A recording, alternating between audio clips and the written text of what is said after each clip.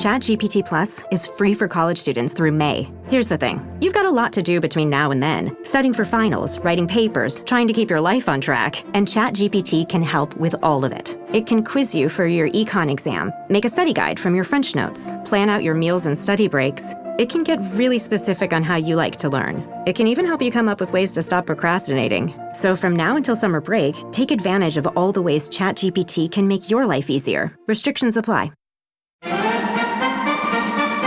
The Red Apple Media Podcast Network presents This is Protecting America. Now, here's Emmy-winning journalist Rita Cosby. And welcome to another edition of Protecting America. Some very heated hearings on Capitol Hill in the last few days where the Secretary of Homeland Security, Alejandro Mayorkas, was absolutely grilled on the Biden administration's poor enforcement of protecting our southern border and some stunning numbers on the amount of illegal immigrants and also drugs flowing into our country. And joining us now to talk about all of this is Derek Maltz. He is the former director of the DEA's Special Operations Division, and he was also the chief of the New York Drug Enforcement Task Force. Derek, great to have you here on our podcast. Thank you very much, Rita. Appreciate everything you're doing to spread the awareness about what's going on in the southern border and the deadly impacts to our communities and families around this country. You know, Derek, sadly, there is a tremendous impact. I first want to get your take on just the searing, I think, of Alejandro Mayorkas. And here he is telling the American public, everything's fine. We're doing a good job on the southern border. I thought, what planet is he on? Right. I mean, it's actually very, very sad if you think about his title is Secretary of the Department of Homeland Security. And we have incredibly horrible Homeland Security right now. We're in a national drug crisis like we've never seen in the history of the country. We have a humanitarian crisis, which is beyond comprehension. I was at the border a couple of weeks ago, and I got briefings by the executives on the border and listened to them firsthand on what was going on. And the other thing is you have a public health crisis. You have all of these people coming in from around the world, 150 countries, invading our cities. We have no idea who they are. We don't even know, like the gotaways. Rita, like another thing like no one talks about in the media is the thousands and thousands of people that are running across the border. I think they estimated in the month of March, 62,000 gotaways. These are people we have no idea who sent them, why they're coming here, what are they doing here, what's their plan here, and have no idea what diseases or what they may be bringing into this country. Those are the ones that don't get apprehended. We already have 1 million apprehensions in the first 6 months of this fiscal year. So it's unbelievable that he would actually lie to the public and tell the public everything's under control. How bad do you think it is? How would you assess it as someone who has watched what's happened at the border for so many years, Derek? Well, one thing that's very sad is the fact that a lot of times you don't recognize the ramifications for several years, right? So we were down there getting briefings from the chief of the Border Patrol and other executives. And it's just like, for example, like the amount of drones that the Mexican cartels are sending into America to spy on our Border Patrol. 9,000 drones have come into the country by the cartels and the smuggling organization. The stash houses where these young kids and these women are getting sexually molested at record numbers, and they're sitting in these containers with no air conditioning, no water, because the cartels demand a certain amount of money if you want conditions with air conditioning and food and water. And then just the journey from these countries and all the sexual assaults on these people and the amount of money that they're indebted to the cartels. We've never seen anything like this. The coroner down there in Laredo was telling everyone how in 26 years of doing this business, they've never seen so many dead bodies on the border. So people that are making these journeys, they have no food, no water. It's hot down there. They're dying in the field. So they're finding dead bodies all over the place. And then the high-speed chases.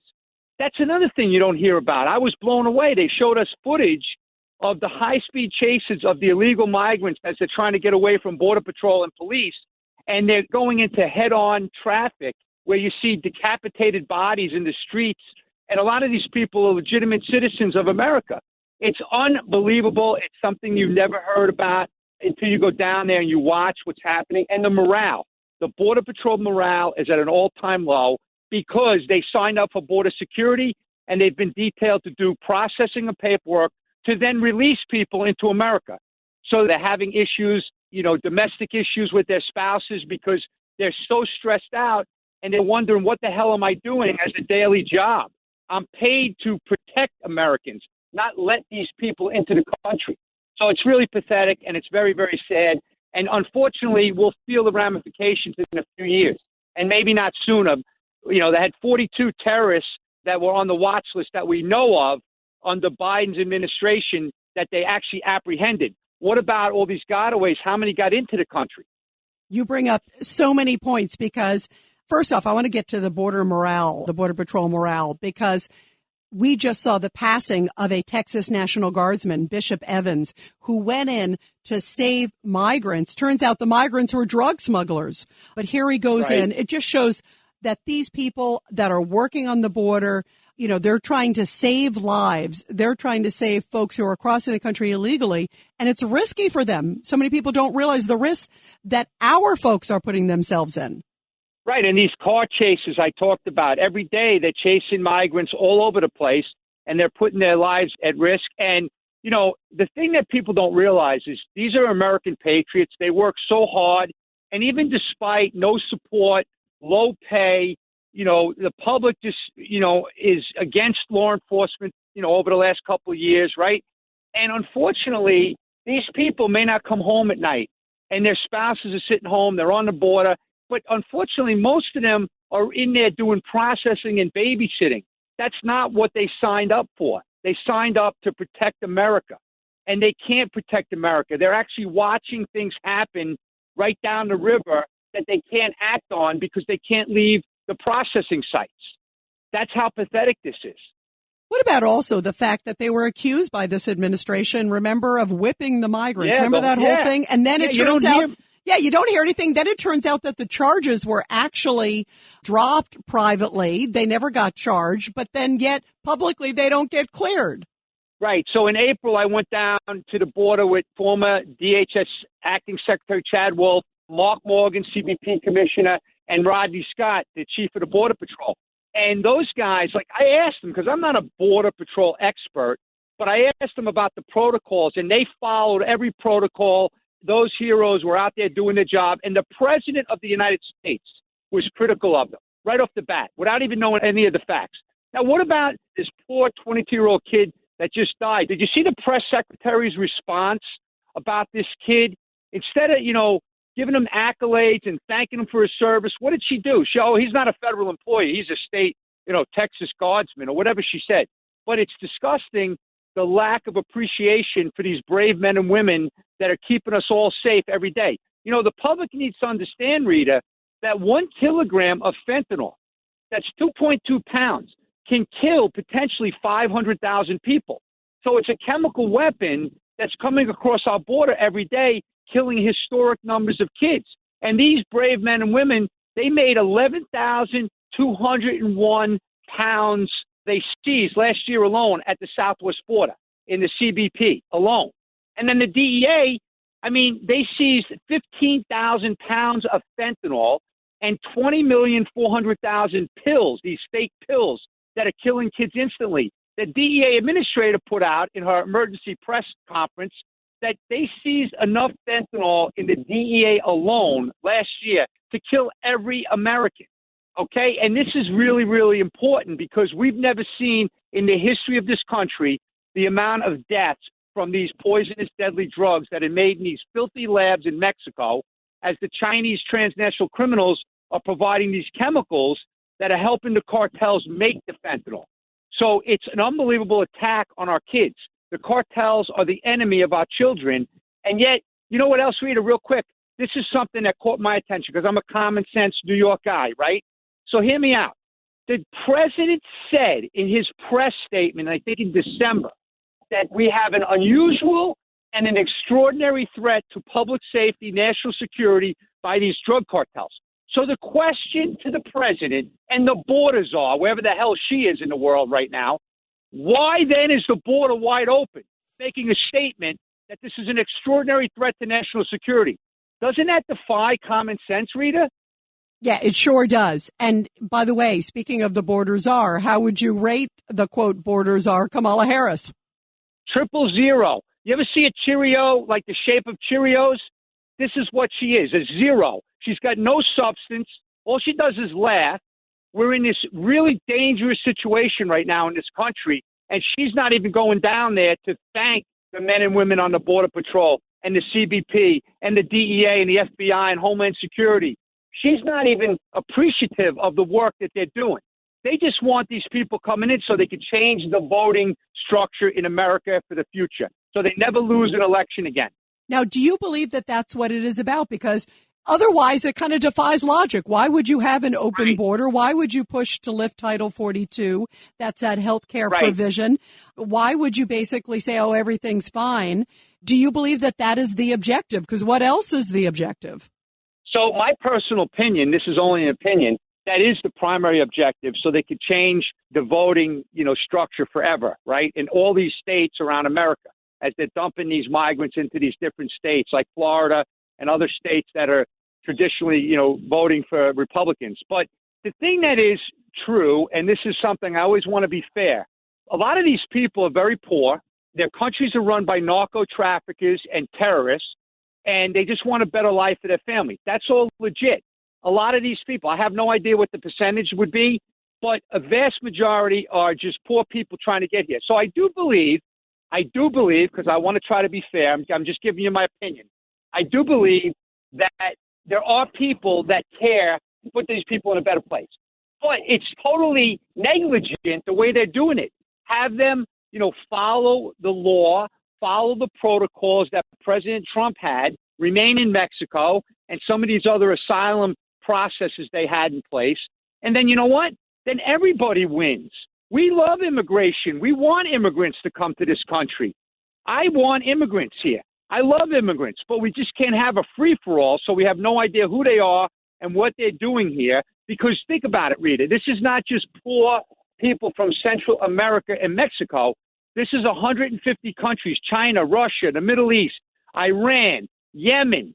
These are really, really, concerning countries to me. I paid attention to the terrorist organizations that are operating in these parts of the world, and they hate America. They want to destroy America, and it doesn't take a lot, okay? So I think that, to answer your question, the primary objective is to change the voting for America for the future so they never lose again. But there's other factors as well. I want to talk about a little bit about, you were talking about the risk to us. Talk about who some of these individuals are, because one of the things that was stunning, Derek Maltz, was during the hearings that took place just a few days ago. Here's Mayorkas. He's asked, can you guarantee that people were, that were on the terrorist watch list are not let go in America? How many of them could be? I don't know. And then there was another exchange. Well, don't you think a number of these people will be repeat offenders or will commit crimes? Oh, yeah, probably. How serious is the threat by an open border? Okay, so let's just talk about where anybody listening to this could relate to this. So think about the 60,000 a month, 50 to 60,000 a month that are just running into the country. We don't even know who they are. There could be 20,000 terrorists a month coming into the country. We know we have gangsters. We know we have sexual predators, child molesters, and human traffickers, but we could have massive ISIS, Al-Qaeda. Rita, when I was running the Special Operations Division, we were involved in a very, very significant operation called Project Cassandra. Project Cassandra was the DEA's investigation to expose Hezbollah and their connectivity and relationships with the Mexican cartels. As a matter of fact, the main guy that we indicted in the Eastern District of Virginia, Amin Juma, was indicted for moving about the proceeds of about 85,000 kilograms of Los Zetas cartel cocaine. He was moving $200 million a month back to these bad guys and helping to support Hezbollah and ultimately Iran. So we know the linkage is there with the terrorists, the traditional terrorists. In Yemen, for example, we have jihad universities teaching these young kids how to be radical jihadists. And Al-Qaeda's a cell, AQAP they call it, is based in Yemen. And we have a lot of bad guys that are just training to become radicalized to destroy America. Remember the shoe bomber that was going to blow up the plane, the Delta Airlines, I think it was, coming into Chicago, somewhere in the Midwest? Yep, Richard Reed. In Yemen. Richard Reed, they were trained in Yemen, these guys. There was another guy, too. I can't remember their names. But Yemen trains people how to destroy, their adversaries. So I'm very concerned about these gotaways, and people in the mainstream media, they're not even talking about it. As a matter of fact, Rita, CBP does a great job at publishing statistics on their website. But unless I miss something, and I'm pretty sure I'm right about this, they're not reporting the gotaway numbers.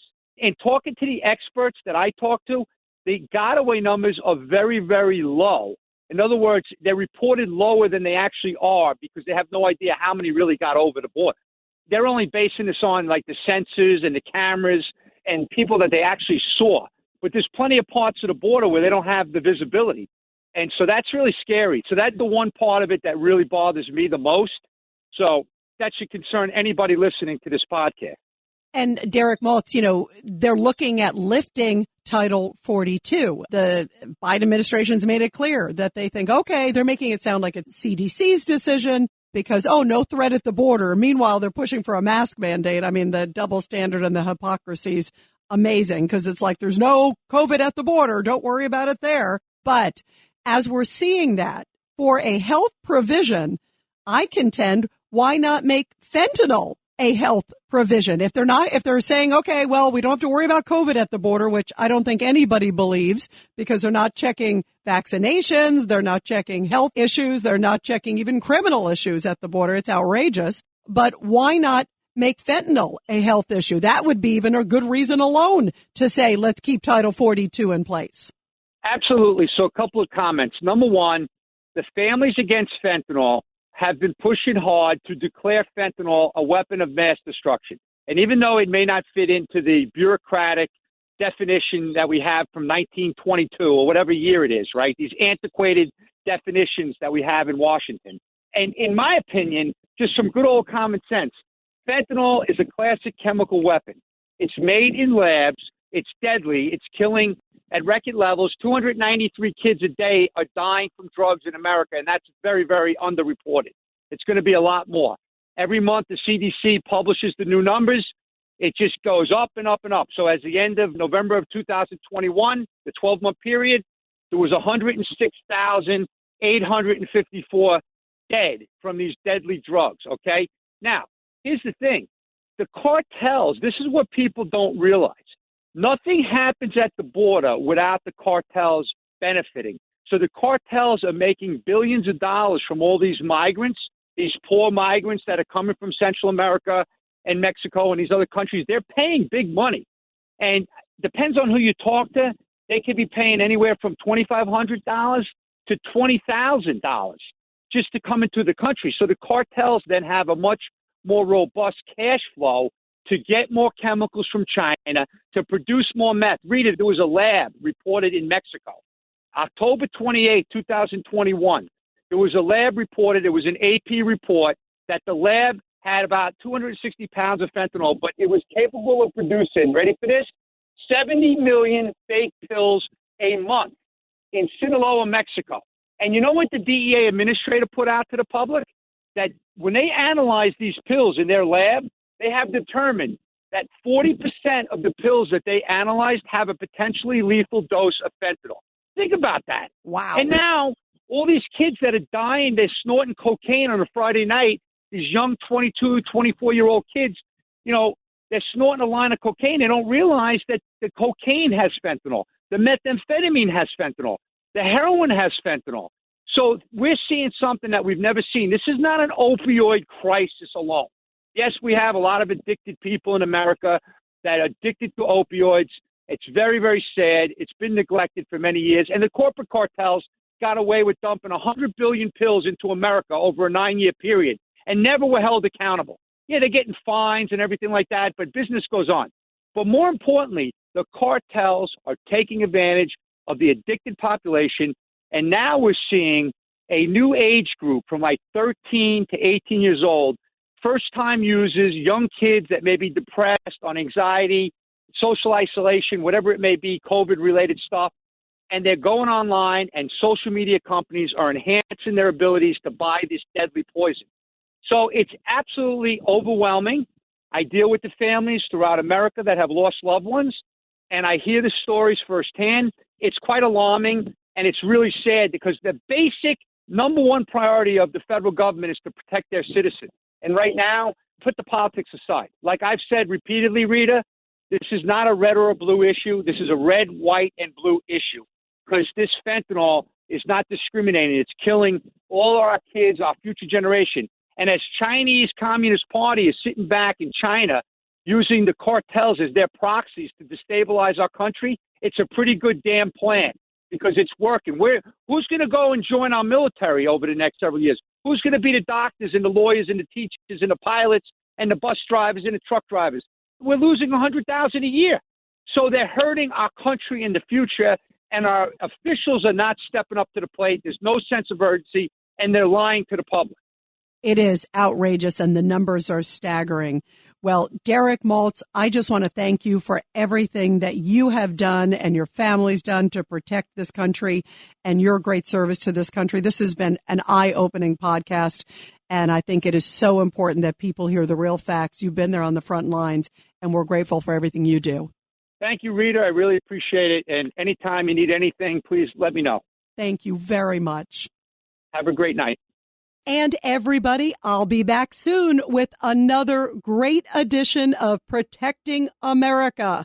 And of course, you can catch me every weeknight, 10 p.m. to midnight on the legendary WABC Radio.